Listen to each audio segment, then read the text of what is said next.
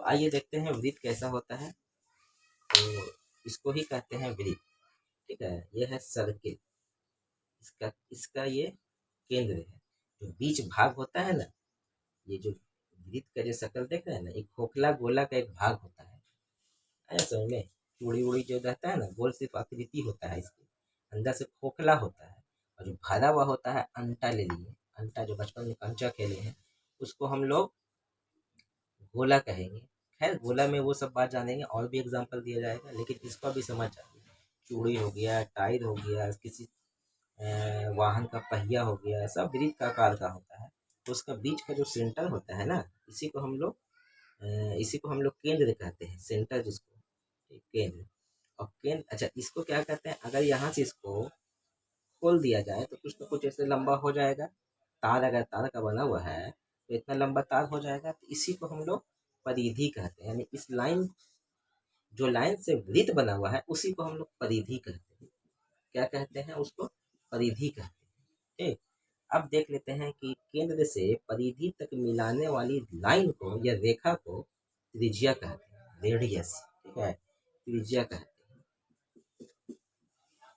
Radius कहते हैं। ठीक है, अब मान लेते हैं कि यहाँ से यहाँ तक क्या क्या कहेंगे, ये भी तो केंद्र से परिधि तक ही है, तो इसको भी त्रिज्या कहेंगे। यहाँ भी त्रिज्या खींचा सकता है, यहाँ भी खींचा सकता है, यहाँ सब, यहाँ पे हम लोग को त्रिज्या है, सभी का मान बराबर होगा। अगर 5 सेमी ये त्रिज्या है तो ये भी 5 सेमी, ये भी 5 सेमी, ये भी 5, ये भी 5, ये 5, ये 5, पूरा 5। ठीक है, अगर ये 5 है, अब सोचिए परिधि के एक बिंदु से केंद्र से गुजार रहे हैं, ये ना भी गुजारेंगे केंद्र से कोई दिक्कत नहीं है। वृत्त के एक परिधि से दूसरे परिधि तक जो लाइन मिलता है, इसको हम लोग व्यास कहते हैं, डायमीटर। ठीक है, डायमीटर, व्यास। ये क्या हो रहा है, त्रिज्या का ये दुगना है। अगर त्रिज्या आपके पास 4 सेमी है तो डी कितना हो जाएगा, 8 सेमी, दुगना हो जाता है। तो समझ में आ ही रहा होगा। फॉर्मूला हम लोग लिख देते हैं, 2-3 फॉर्मूला होता है इसका भी। वृत्त का क्षेत्रफल पाई आर स्क्वायर। ठीक है, पाई का मान होता है 22/7। याद रखिए, पाई का मान 22/7 ये परिमेय संख्या है, लेकिन पाई एक अपरिमेय संख्या है। याद रखिए, VVI क्वेश्चन है ये, हर एग्जाम में पूछता है कि पाई क्या है, परिमेय संख्या है या अपरिमेय संख्या है। तो बोलना है पाई एक अपरिमेय संख्या है। तो वृत्त का हम लोग जान गए हैं, वृत्त का क्षेत्रफल। अब वृत्त की परिधि जानते हैं। वृत्त की परिधि बराबर 2πr। ठीक है, वृत्त की परिधि भी जान गए, वृत्त का क्षेत्रफल भी जान गए। एक वलय भी होता है, वलय का मतलब होता है ये ऐसे है, इसी पे एक और बनाना, 2 ठो, यानी एक केंद्र पर 2 वृत्त हो, इसको वलय कहते हैं।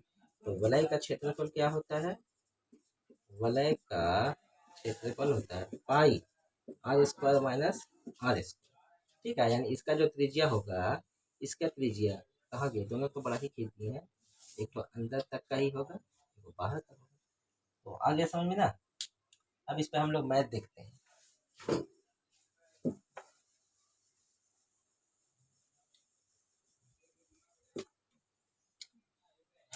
क्वेश्चन है, किसी वृत्त की त्रिज्या 7 सेमी हो तो वृत्त का क्षेत्रफल और परिधि बताएं, परिधि बताएं। ठीक है, तो बनाते हैं हम लोग इसको। ठीक है, तो वृत्त की त्रिज्या दिया हुआ है, क्षेत्रफल है, तो लिख देते हैं वृत्त का क्षेत्रफल। सबसे पहले फॉर्मूला लिखिए, पाई आर स्क्वायर। वृत्त का क्षेत्रफल पाई आर स्क्वायर होता है। ठीक, तो पाई की जगह पर हम लोग 22/7। आर क्या है, आर का मतलब क्या होता है, आर का मतलब त्रिज्या होता है, तो स्क्वायर है ना, तो यानी कि हम भी स्क्वायर देते हैं। और यहाँ पे देखते हैं कि स्क्वायर का मतलब क्या होता है। यहाँ पे पावर में जितना रहे उतना बार हमको लिखना रहेगा साथ। तो यहाँ पे 2 बार है, 2 बार 7 लिखते हैं, एक साथ से एक साथ कट गया, 7 दूना 14, 7 दूना 14 और 1 15, सेमी सेमी सेमी का स्क्वायर। हम लोग को क्षेत्रफल आ गया। आया बात समझ में, देख लीजिए अच्छा से, सिर्फ त्रिज्या रख दिए, आंसर आ गया। अब परिधि की तरफ जाते हैं। वृत्त की परिधि क्या होती है। ठीक है, तो वृत्त की परिधि के लिए इसको मिटा देते हैं, ज़्यादा नीचे नहीं जाना है। तो वृत्त की परिधि, वृत्त की परिधि बराबर 2πr, 2 गुने पाई की जगह पे 22/7, आर की जगह पे 7 सेमी, 7 से 7 कट गया, जो बचा गुना कर दीजिए, 2 दूना 4, 2 दूना 4 सेमी। क्षेत्रफल हमेशा सेमी square, metre square, decimetre square में आएगा, लेकिन परिधि, ऊंचाई, लंबाई सब खाली सेमी में आ जाता है। ठीक है।